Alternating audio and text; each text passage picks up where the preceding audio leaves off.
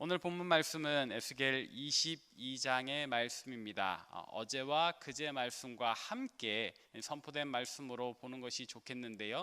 그래서 우리가 어제와 그제 말씀의 상황을 다시 한번 더 짚고 오늘 말씀을 시작하고자 합니다. 우리가 이미 알고 있는 대로 지금 상황은 어떤 상황입니까? 이 남유다 백성의 지도자들 몇 사람이 에스겔을 찾아왔습니다. 이들이 있는 곳은 남유다 지역이 아니라 바벨론 지역입니다. 이미 포로로 끌려와 있는 상황이지요. 아직 남유다가 멸망당하지는 않았지만 그러나 이들은 먼저 바벨론의 포로로 끌려와 있고 이 남유다와 예루살렘 성의 상황도 그리 좋아 보이지는 않는 겁니다. 그래서 이 백성의 지도자들이 에스겔을 찾아와서 우리 고향 예루살렘이 어떻게 될까? 우리의 조국인 남유다가 어떻게 될까를 묻는 거죠. 그러나 그때에 하나님께서 에스겔을 통하여 주셨던 말씀은 너희는 내가 베푼 은혜와 사랑을 배신하였으며 그래서 내가 너희를 이렇게 치리라 하면서 어제 본문에 보니까 에스겔로 하여금 굉장히 특이한 행동들을 하게 하셨어요. 그만큼 하나님의 마음이 확고해졌다라는 것을 이야기해 주시는 거죠. 예루살렘 성이 무너질 것이다, 남유다가 멸망할 것이다 하는 것을 에스겔의 행동을 통해서까지 확정되었음을 말씀해 주신다는 거예요.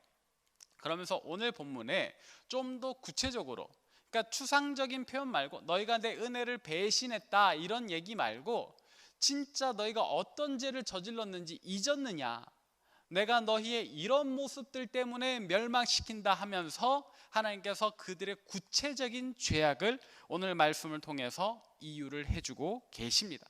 그렇다면 그들의 행동이 도대체 어땠길래 하나님께서 그들을 멸망시킬 수밖에 없었던가? 제가 미리 말씀드릴게요. 아주 가관입니다. 우리가 두렵고 떨리는 마음으로 오늘 본문 군데군데를 다시 한번 더 살펴보기를 원하는데요. 먼저 하나님께서 이들의 고향 예루살렘을, 그 거룩한 성 예루살렘을 하나님께서 자기 이름을 두신다, 자기의 처소 삼으신 그 성전이 있는 예루살렘을 뭐라고 부르셨는가 볼까요? 오늘 본 말씀 3절입니다. 3절에 보니까 하나님께서 예루살렘 성을 이렇게 이야기를 하세요. 우상을 만들어 스스로 더럽히는 성아.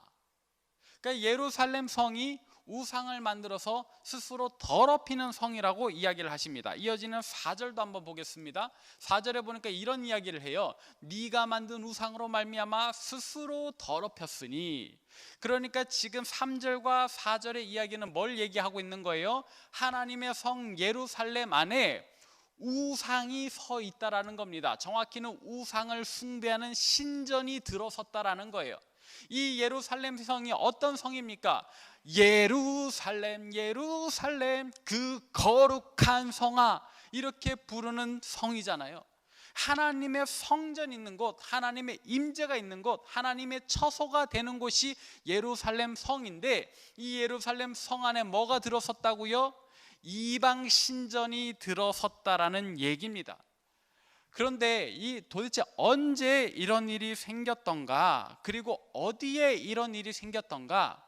여러분, 예루살렘 성은 뭐 오늘날 우리 대한민국 수도도 어마어마하게 인구가 터져 나가지만 이 당시 예루살렘 성도 마찬가지였어요. 이때는 구체적으로 어느 때인가 생각해 보면 므낫세 왕 때라고 볼 수 있겠습니다. 므낫세 왕, 그는 누구죠? 남유다 역사상, 아니 북이스라엘과 남유다 양 나라의 역사를 통틀어서 희대의 악한 왕이었다라고 해요. 그의 아버지는 의인 중에 의인으로 칭송받는 히스기야였지만 그 아들 되는 므낫세는 희대의 악한 왕이었다. 근데 그가 얼마나 악을 행하였는가? 이 당시 상황이 이 열왕기하 21장에 나오는데, 제가 조금 전에 말씀드렸잖아요. 당시에도 예루살렘 성은 빡빡했어요. 인구가 터져 나갔습니다. 근데 도대체 어디에 이방 신전이 섰단 말인가? 그것을 한번 찾아보시길 바랍니다. 이 열왕기하 21장 2절부터 7절까지를 제가 속도감 있게 읽도록 하겠습니다. 여러분은 이방 신전이 어디 있는지 찾아보세요. 제가 읽겠습니다. 므낫세가 여호와 보시기 악을 행하여 여호와께서 이스라엘 자손 앞에서 쫓아내신 이방 사람의 가증한 일을 따라서 그의 아버지 히스기야가 헐어버린 산당들을 다시 세우며 이스라엘 왕 아합의 행위를 따라 바알을 위하여 제단을 쌓으며 아세라 목상을 만들며 하늘의 일월 성신을 경배하여 섬기며 여호와께서 전에 이르시기를 내가 내 이름을 예루살렘에 두리라 하신 여호와의 성전에 제단들을 쌓고 또 여호와의 성전 두 마당에 하늘의 일월 성신을 위하여 제단들을 쌓고 또 자기 아들을 불 가운데로 지나게 하며 점치며 사수를 행하며 신접한 자와 박수를 치님하여 여호와께서 보시기에 악을 많이 행하여 그 진노를 일으켰으며 또 자기가 만든 아로 새긴 아세라 목상을 성전에 세웠더라. 자, 여기 보니까 당시에 어마어마하게 인구가 터져나가는 이 예루살렘 성에 이방 신전을 세웠다라고 하는데 그것도 아주 대단하게 세워요. 거창하게 세워요. 바알 신상을 세우고 아세라 목상을 세우고 심지어 하늘의 일월 성신, 하늘의 해와 달과 별들을 섬기는 숱한 잡신들을 섬기는 신전을 세웠다 그래요. 그만한 공간이 없는데 이 예루살렘 성에 므낫세는 과감히 그런 신전을 세웠다 그래요. 근데 그 신전의 위치가 어디입니까? 성전이에요. 하나님께서 자기 이름을 두리라고 말씀하셨던, 자기 처소 삼으셨던 그분의 영광이 가득하고 그분의 임재가 있는 이 지구상에서 그 당시에 가장 거룩했던 성전을 갖다가 이방 신전으로 바꿔버렸다라는 얘기예요. 그러면 이 신전은, 이 성전은 어떻게 됩니까? 하나님도 예배하고 우상도 섬기는 그런 공간이었을까요? 아니요. 므낫세가 희대의 악한 왕이라고 이야기하는 이유는 자기 치세 때에 하나님 예배하기를 중단시켜 버렸기 때문입니다. 성소의 직기들을 가지고서 우상을 섬기는 데 사용하고 하나님께 올려드리는 제물을 가지고서 우상 앞에 갖다 바치는데 그 제물 중에 뭐까지 써요? 자기 아들까지 태워 죽이는 그런 인신제사까지 했어요. 하나님은 이 인신제사를 끔찍하게도 싫어하십니다. 하나님은 우상 숭배를 싫어하세요. 나 외에는 다른 신들을 내게 두지 말라, 그렇게까지 명령하셨던 하나님, 그 하나님을 예배하는 공간에다가 온갖 잡신들을 불러다 놓고 그 잡신들에게 예배를 하는 겁니다. 이것은 하나님을 찬밥 신세로 만드는 거예요. 이것은 하나님을 내쫓아버리는 거예요. 하나님을 끌어다가 저 밖으로 쫓아내버리는 행위라고요. 하나님은 지금 자기 이름을 둔 곳, 자기 영광 삼은 곳, 자기의 집에서 쫓겨나신 겁니다. 이게 므낫세 왕 때에 일어난 일이에요. 하나님께서는 이 일 때문에라도 이 남유다를 그냥 두고 볼 수 없는 거예요. 여러분들 입장을 바꿔서 생각해 보십시오. 여러분들이 하나님이시라면 이 패악한 일을 그냥 두고만 보시겠습니까? 꾹꾹 눌러 참으시겠습니까? 그래 어쩔 수 없지만 내가 나가야지 하면서 그냥 포기해 버리시겠습니까? 여러분들 마음속에도 끓어오르는 분노가 타오르지 않겠어요? 그러니까 하나님께서 이렇게 말씀하실 수밖에 없는 겁니다. 이 얼마나 충격적인 이야기란 말입니까? 므낫세가 왜 희대의 악한 왕인지 아시겠죠? 북이스라엘에도 남유다에도 그 어느 곳에도 이런 왕은 없었습니다. 다른 지역, 다른 고을, 다른 성읍에 산당을 세워주거나 우상 숭배를 용인해 준 왕들은 있었어도 감히 하나님의 성전을 갖다가 이방 신전으로 탈바꿈시켜버린, 개조시켜버린 이런 왕은 없었단 말이에요. 이것이 당시의 남유다의 영적인 상황이었던 겁니다. 그뿐입니까? 오늘 본문 말씀 6절부터는 이스라엘, 이 예루살렘 성의 이 사회적인 상황이 어땠는가를 알려주는데, 간단히 요약하자면 부모가 업신여김을 받아요. 나그네, 고아, 과부와 같은 사회적인 약자들이 학대받고 살해당하고 있습니다. 또 음행을 하는데 기꺼이 옆집의 이웃의 아내와 잠자리를 하고 자기 며느리를 겁탈하고 누나, 여동생 이렇게 자기의 자매와 함께 또 관계를 하는 겁니다. 12절에 보니까 사회의 높은 고관들은 뇌물은 기본으로 받고 불법 고리 대금업으로 자기 백성들의, 자기 동족들의 고혈을 뽑아내고 있었다라고 해요. 또 건너뛰어서 오늘 본 말씀 23절부터는 그래도 하나님의 뜻을 외쳐야 되는 선지자들, 또 그래도 하나님께 목숨 걸고 예배해야 되는 제사장들이 어떤 일들을 했는가, 그들의 비위를 고발하는 내용이 나옵니다. 이게 당시 남유다와 예루살렘 성에 썩어 빠진, 썩어 문드러진 사회적인 상황, 영적인 상황이었던 거예요. 우리는 이를 가리켜 뭐라고 부릅니까? 구제불능이라고 합니다. 우리는 이를 가리켜 뭐라고 이야기를 합니까? 총체적인 난국이라고 합니다. 정치적으로도 사회적으로도 영적으로도 문화는 말할 것도 없고요, 도무지 바로 설 수 있는 돌파구가 보이지 않는 거예요. 그래도 선지자들만큼은 바로 서야 할 텐데 이 선지자들까지도 넘어져 있는 상황. 그래서 하나님께서 이렇게 말씀하시는 겁니다. 오늘 본 말씀 29절에 보니까 이들의 행위를 딱 한 표현으로 요약해 주는데 이렇게 말씀하십니다. 이 땅 백성은 포악하고 강탈을 일삼는다. 그래서 이제 오늘 우리가 가장 주목해 보아야 하는 한 절이 등장을 하는데요, 어떤 절인가? 오늘 본 말씀 30절인데 이 30절은 우리가 함께 읽어보도록 하겠습니다. 시작.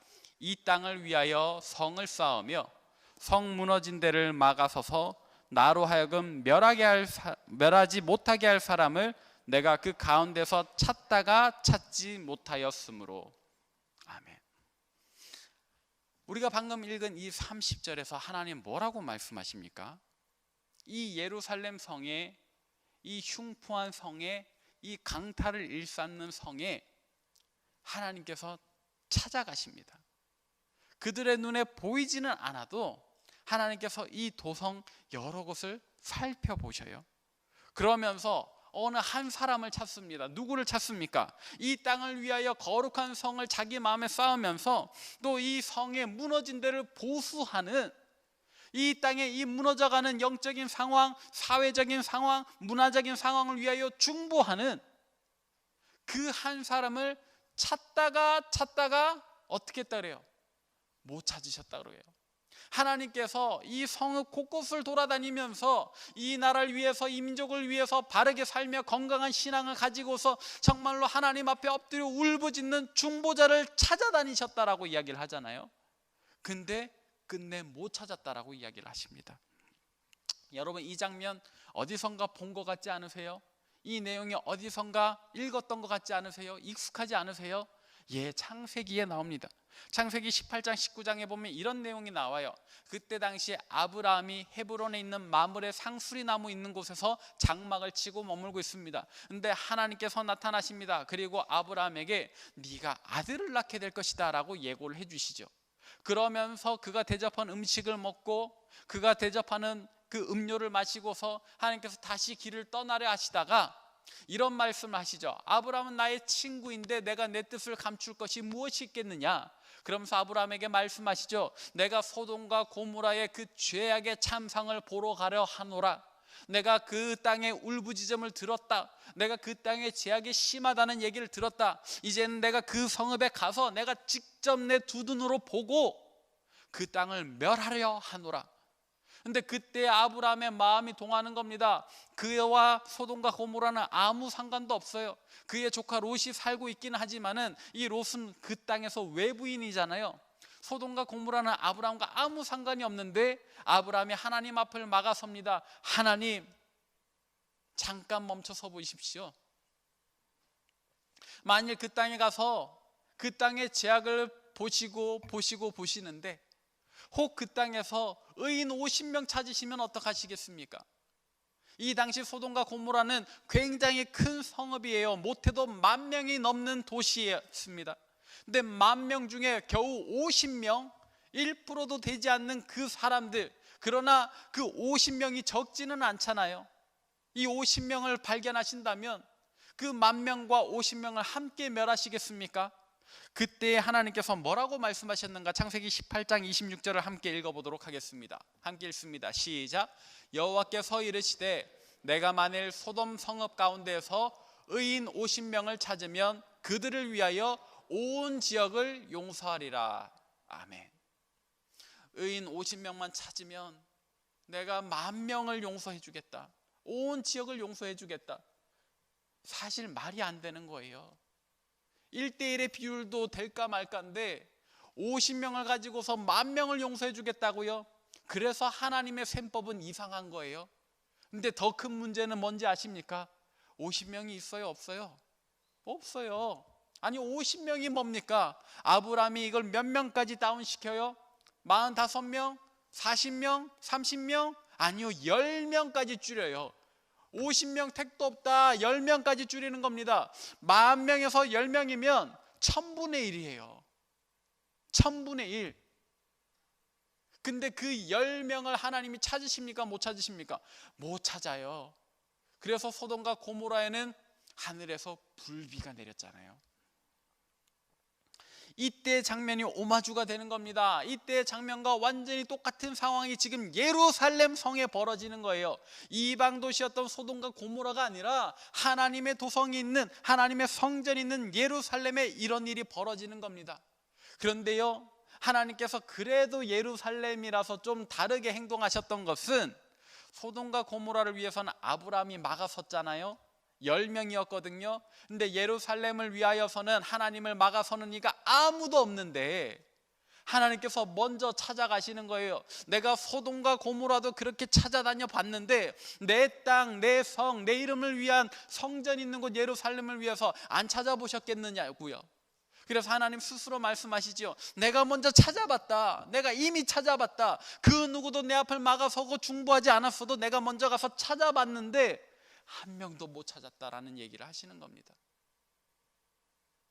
그러니 예루살렘 성의 앞날이 어떻게 되겠느냐고요. 소돔과 고모라에는 불비가 내렸지요. 오늘 본문 말씀을 보니까 하나님께서 이 예루살렘 성을 어떻게 하신다고요? 풀무불 속에 넣으신다. 오늘 본문 말씀 20절입니다. 제가 읽겠습니다. 사람이 은이나 노시나 쇠나 나비나 주석이나 모아서 풀무불 속에 넣고 불을 붙어 녹이는 것 같이 내가 노염과 분으로 너희를 모아 거기에 두고 녹이리라.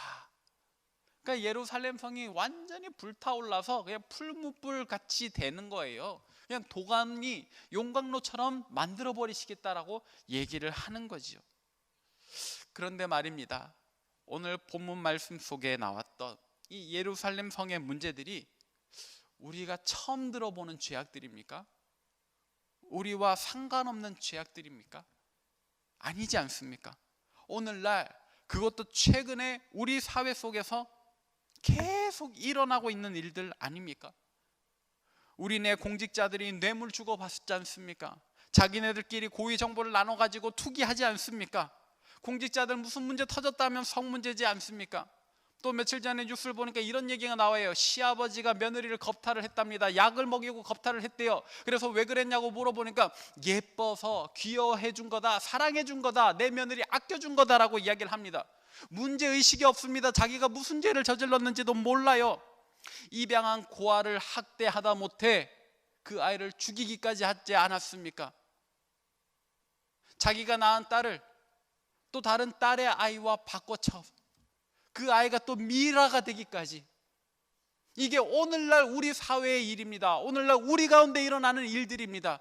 예루살렘 성의 죄악과 오늘날 우리 사회의 죄악이 뭐가 다릅니까? 똑같습니다.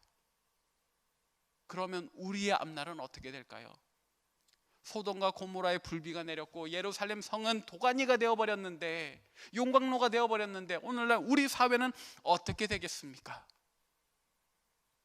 불로 심판하신다 하셨던 그 말씀이 머지 않았습니다. 그러나 다행인 것은 아직 우리에게 시간이 있어요. 아직 우리에게 시간이 있어요. 하나님의 진노의 손길이 다가오고 있지만 아직 우리에게 시간이 있다고요. 그럼 오늘 본문 말씀이 우리에게 요구하는 바는 무엇일까요?